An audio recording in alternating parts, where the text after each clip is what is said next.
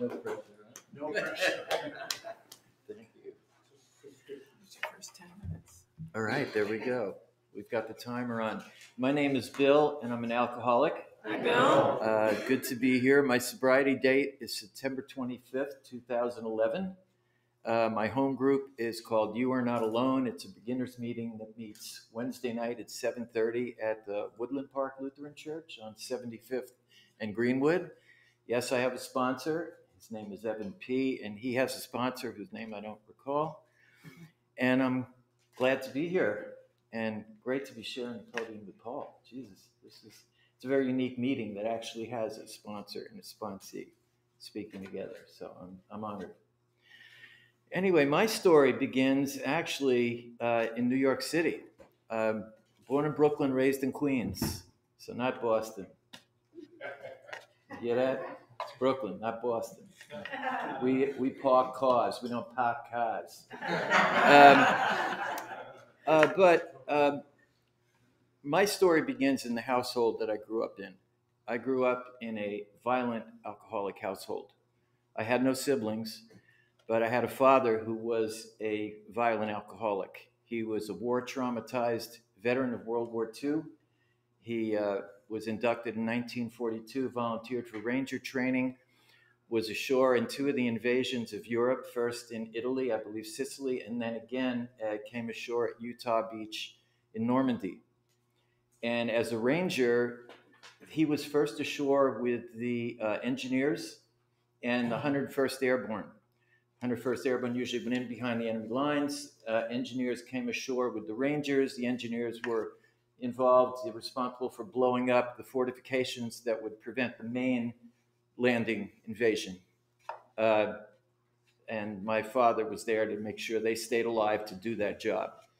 So needless to say, they took the heaviest casualties, and he saw the horrors that were unimaginable to a kid that was born outside of Pittsburgh, lost both of his fathers in the coal mines, and then moved with his mother and his three other siblings to the Jersey Shore. He was one of the few vets that came home and told his story, but it took him 2 years from the moment he was wounded and brought back to the States to get out of the Veterans Hospital after electroshock treatments and God knows what else. When he first came home, he was a little bit out of his mind. He spent, from what my aunts and grandmother told me, he spent a lot of time looking in the mirror, pulling his eyebrows out one at a time. So my mother somehow put up with this, and they settled back into normal life, and they had me. Probably from almost the moment I arrived, I sensed something was amiss. My mother disappeared from my life shortly after I was born. Maybe I was around 1 or 2. And she had either a postpartum depression or a nervous breakdown from trying to live with someone like my father for the number of years since he'd been back. All I remember is this dark, empty room and this empty bed that I would constantly go to and find no one in. So I was raised largely by my grandmothers and aunts who tried to compensate for what wasn't available from my immediate family. And we grew up in a nuclear household. And as I got older, the trauma and the pressure increased. My father became more and more abusive and violent. Eventually, I was a victim of his violence. And it was always like in any alcoholic household, you never knew what you needed to be ready for. You never knew what was going to happen next. One thing you were assured of is there wasn't going to be anything or anyone there to protect you from it. So it was a level of uncertainty, fragility, and insecurity that was beyond anything that any child should ever have to experience. To make that as graphic as I can, I didn't know whether he was going to want to, when he did come home, I didn't know whether he'd want to pinch me on the cheek or whether if he found me upstairs playing with my aunts and grandmother, when he would come up, push open the door, throw my grandmother against the wall, grab me, bang my head against the wall, and then throw me down the stairs simply because I wasn't sitting at home waiting for him when he chose to get home. And that pretty much continued until I got to be old enough and big enough, I guess, to where he didn't think that was a wise thing to do anymore. My parents were small, and for some reason, I grew up. I was actually 3 inches taller than I am now. I've shrunk in the last 65 years. So anyway, it stopped, but the effects of it didn't. Um, I didn't begin to drink as something that, how should we say, um, I didn't drink to escape. I didn't drink because I liked it. My first experience with alcohol was disgusting. I had some friends who I played in the band with, and the drummer, he was the boss. He knew everything, right? So he was convinced we were going to drink tonight, and we were all underage, but he had a friend, Tommy DiGiacinto or somebody, I don't know who he was. He was going to buy us some alcohol, and we were going to drink it. So they bought this pint of vodka. It was this Smirnoff's 181 proof stuff, 151 proof, whatever it was. And I didn't know what to do. I says, "What do you do?" He says, "Just drink it like it's Coke." So we're just passing this bottle around and drinking it. It was disgusting. It was absolutely disgusting. And within like about 5 minutes, I was like, this is not good. And I was, winding my way up the alleyway, and I made it into the house. And for the next 2 or 3 hours, I was, embracing the toilet bowl. And so it was not an experience where, how the people say, you hear a lot, when I had my first drink, I knew that I had arrived. No, I knew that I didn't touch that stuff as long as I lived. But it only took another 4 or 5 years till I was in another band and around another group of people where I was under more that adolescent pressure to fall in with your peers, that I, started to drink. I started to do drugs. I started to do whatever basically everybody else was doing, and I considered myself as normal, and the way I kept myself believing that I was normal was by only surrounding myself by people who were doing the same thing in me. So I could honestly say to myself, everybody's doing this. I mean, what's the big deal? And the moment I would meet somebody, like sometimes we'd go into Manhattan, we had a rehearsal loft and manager in Manhattan. So, we'd be there and we'd go to some club, and I'd meet some really nice girl whose father was like a neurosurgeon at Mount Sinai Hospital, so she'd bring me home. And the moment he'd take one look at me, it was like, but then the moment I realized I was in a normal household, it was terrifying. I ran right out of there back to the basement, like that Rolling Stones song, in my basement room with a needle and a spoon. Not quite that, but, I ran back to hide amongst those people who were behaving just like I was and telling myself, everybody behaves this way. So, my life went on. I eventually left New York. I got married, left with my wife, moved to the Northwest, and continued to be what I would consider to be a normal drinker and drug user. A couple of beers here and there, and a couple of joints, whatever. No big deal. Again, surrounding myself with people that were doing the same thing. So I never noticed that there was anything wrong with the way I was behaving, right? And it was probably after 2 failed marriages, relationships with 2 women that ended in abortions, a second marriage where I was not only a husband again, but we had adopted a child, that my drinking and drugging shifted into a level that I had never imagined it would or could. And I call this period, it lasted about 5 years. I call this the period of my black hole. I slipped into this level of substance abuse and alcohol abuse that was, I had not, even though I had told myself everyone around me was behaving that way, my level of acting out, drinking, drugging, and anything connected with it was well beyond anything that I had seen around me. And whenever I would be with people who were a little crazy, they would sort of give me a look, and somebody would eventually say, "You crazy MF," right? They would give me a wide berth, and sometimes the New York accent would come out and then they'd get scared, but, that's enough of that story. Eventually it took me to a point where my wife had to do something. And one time I was off on a bench on a bender for like 10, I think it was 10 days long. She couldn't even find me. She didn't know where I was, wasn't returning calls. She hired a friend, a close friend of ours, who was a private detective with an attorney that was also a friend of ours. He couldn't find me. He didn't know where I was. And finally, she left me a message saying, I just don't know what's going on. I can't take it anymore, but I'm changing the locks and filing for divorce. And thank God, that was the beginning. That was the beginning of not me recognizing that something was wrong. That was the beginning of my journey home, and there's a little more to it, but I'm going to skip ahead a little bit here just for the second 10 minutes. See what I mean? You got to move along. So let's just say here I was, little by little, in order to live with a friend who said, you can come and live with it. He says, you have to go and see this counselor, and you have to see her twice a week. And if you do that, you could stay living with me. Believe it or not, that was one of the beginnings of my recovery. It didn't get me clean.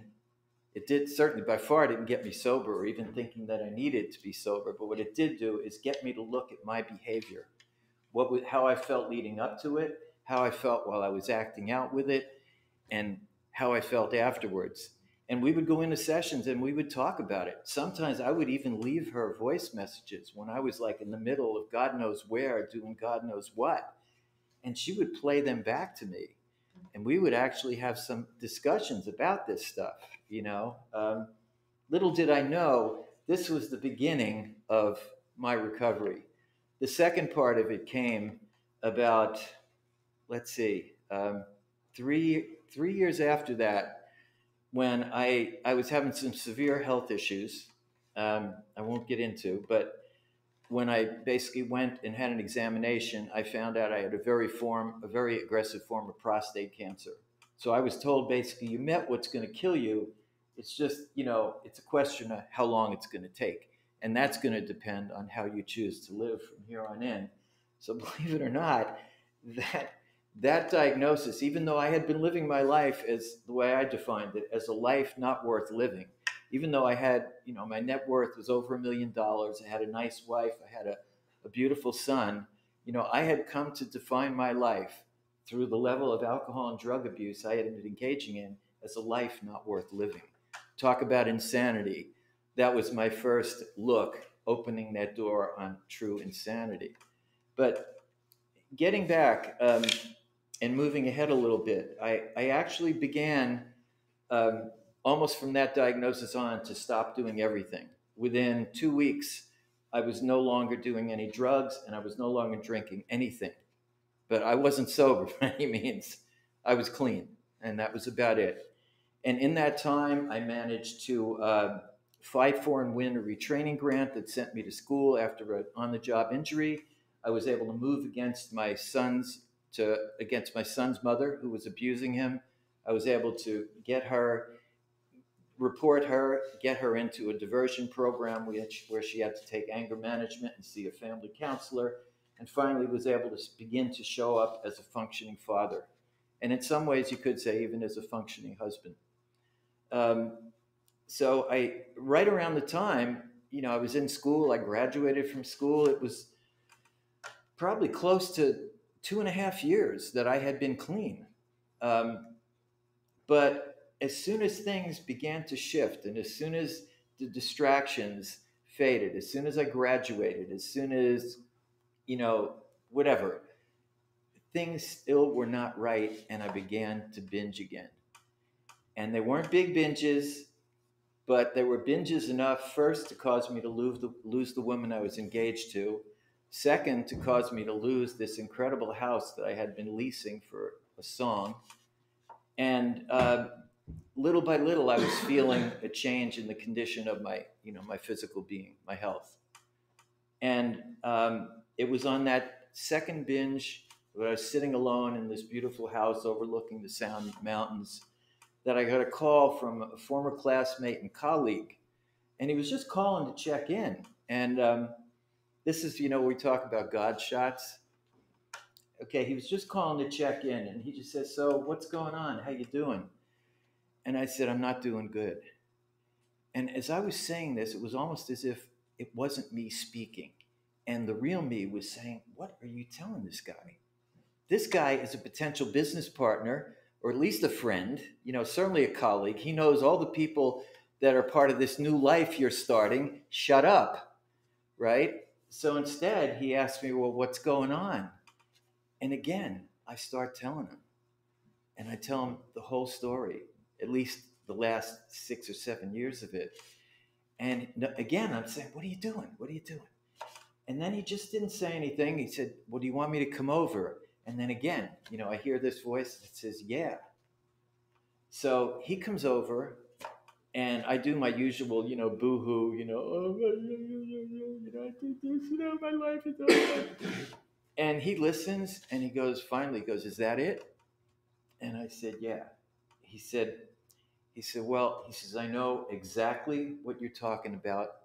He says, "I've been there, and this is what helped me." And here's this 40-year-old kid to me, because I was in my 60s.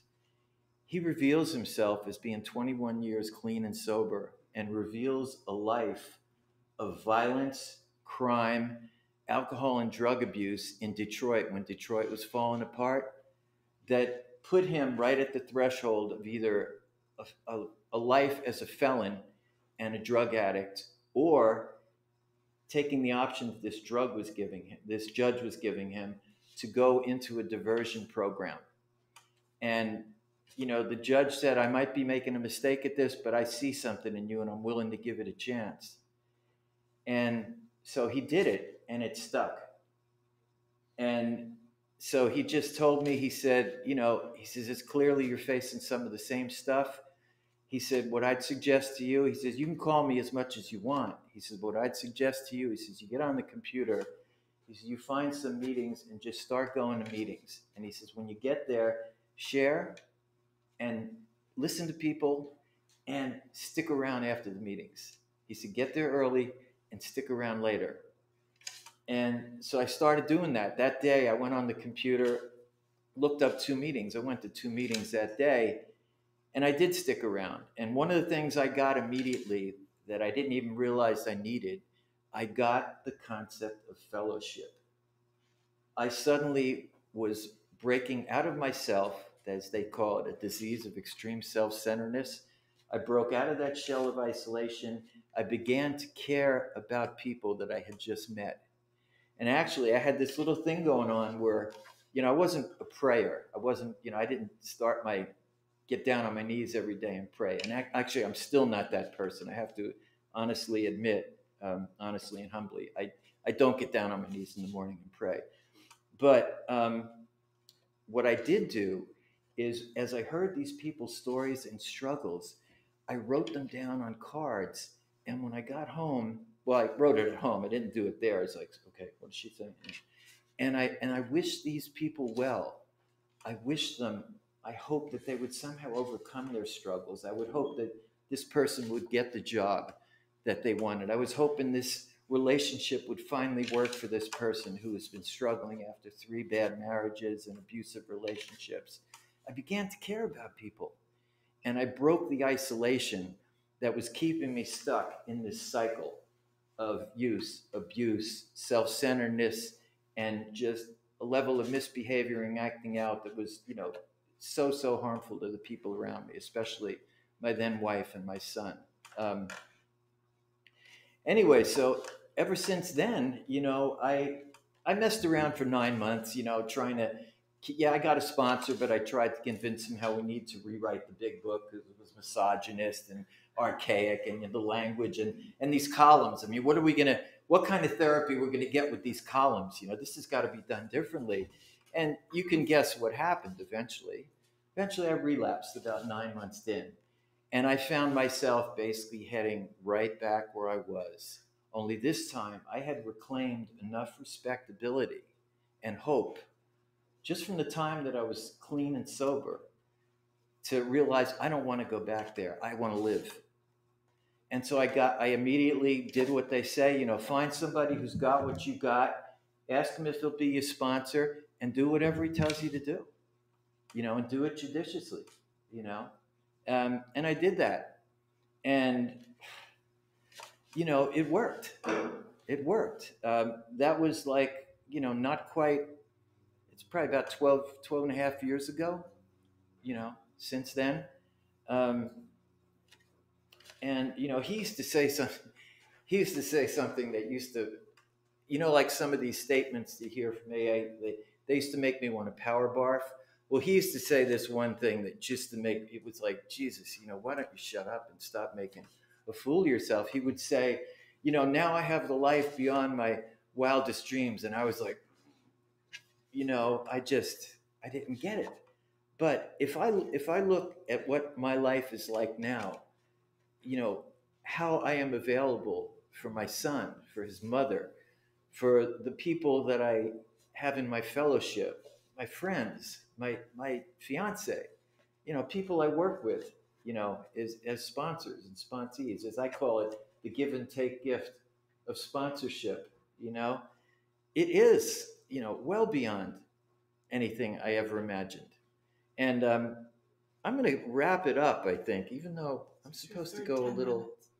I'm supposed to go. I got another 8 minutes here, so let me think if there's any more wisdom I can throw out there. God, I guess I would say to all of us, no matter how much time we got, we are doing it one day at a time. And life is full of everything. I once heard in a meeting, and it's going to throw stuff at us. That's gonna.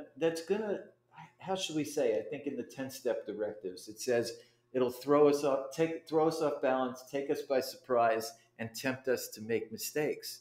Always. And for me, the challenge is, okay, I'm going to make a mistake and I'm going to say something I'll regret, and I'll be able to make an amends to them, to the people who I may have hurt, and I'll be able to make a living amends to myself and recognize, you don't want to be that asshole from Brooklyn anymore. You could take the stickball bat, put it in the closet. Better still, just put it in the garbage. Get rid of it. You don't need that. You don't live that way anymore. You're not facing what you faced back there in the street. You're here. You're an old man. You've got people that depend on you. So I've taken on a different role in life, and I wouldn't have been able to even see that as a possibility, if I didn't follow the steps and the principles of this program. I mean, I'll do my sponsor one better. They say this is a design for living that works. And for me, it truly has been. I mean, certainly the design I had for living didn't work at all. I mean, it's a miracle that I didn't even either wind up dead or in prison. I mean, I won't even tell some of the stories, the close calls I had, but just in my behavior alone, if I hadn't got into this program and made the decision to work it the way I did, certainly the last 13 years of my life wouldn't have happened. Because, physically, my illness would have taken me. I could not have carried on the way I was carrying on. If I had slipped back into another black hole, probably it wouldn't have even taken 2 or 3 years. Probably within a year and a half, I would have died just from my illness, from both of my illnesses, actually, this one and that one. So, fortunately, I made the decision that wasn't going to be my legacy, and as a result, I've got something to offer. I could come here, I could spend the time in fellowship with you kind folks. And actually, sorry we didn't get in here sooner. We thought the meeting was out there where they were doing the puzzle, and we were engaged in our own fellowship party out there, telling stories and everything about corrective surgery and glasses. Anyway, so we're glad we made it here, and it's very unique to have a meeting like this where you have both a sponsee, and it's actually great that you went first, and so you gave me a really tough act to follow, but you have a sponsee and a sponsor, the two anchors, that along with the big book and the fellowship and whatever other pieces, we put together to make our recovery, that design for living, it's a great example, so Anyway, it's a great meeting. Let's see. Still got 5 minutes. Okay. Okay, I'll tell you what. There were a couple of things. I think my little big book. There's something I always want to mention that my sponsor, I got from my sponsor, that I think were really responsible for the level of recovery that I have, and how should we say, gave me the encouragement to do the work that I needed to do and continue to need to do to keep it, to get it and to keep it. And there are about 5 or 6 things he told me. 5 definitely came from him. One came from another sister in recovery she was great. I would always go to her and basically whine. I would tell her, I would give her all my drama, and she would listen and go. She was very kind, and she'd go, yeah, yeah, do a gratitude list. And I would go, yeah, yeah, but no, you don't understand. And then I would go through the whole thing over again, right? And she'd still be very patient, go, do a gratitude list. And usually she'd give me 2 or 3 times, and then she'd say, excuse me, I got to go talk to this woman over here. She's a newcomer, blah, blah. But so one of them comes from her, but these other 5 came from my sponsor. And the first one is, he told me, he says, in order to do this work, he says, you have to be honest in the work. He says, you don't have to be honest with me, but you got to be honest with yourself. So I don't think you're going to get anywhere with this if you're bullshitting yourself about it. The second thing, he says, if I believed that I could keep what I get from this program without giving it away, I was dreaming. He says, that's just not going to happen. And, whether you believe it or not, you'll find out. The third thing, he encouraged me to create my own program and carry it around with me, like wherever I go. So, find out the things that are part of this program that really speak to you, and embrace them. Make them part of a spiritual program. Start your day with them, which is what I have to do. Because when I wake up in the morning, I have a 3-ring circus in my head, and it's telling me all the wrong things to do, all the wrong things, So I do that. The other one was, he hoped I would reach a point in my recovery where I wasn't just going to a meeting because I needed a meeting, but I was going there to carry out the primary purpose of this program, which is to be there for the alcoholic that's still suffering and carry the message, right? And the other one was with, let's see, this is the big one. He challenged me to take my recovery out of the rooms and into my life. He says, apply those principles to everything you're doing in life. He said, make it real in that respect. And then for the other dear sister in recovery, she challenged me to, instead of obsessing over the things that I don't have, just express gratitude for the things that I do. And that's how I do the anchor of my morning spiritual practice, which is done in the morning, is that it's a gratitude list. And originally it just started with choosing 5 things every day that I was grateful for, right? And now it's turned into like usually a 2.5-page, 8.5 by 11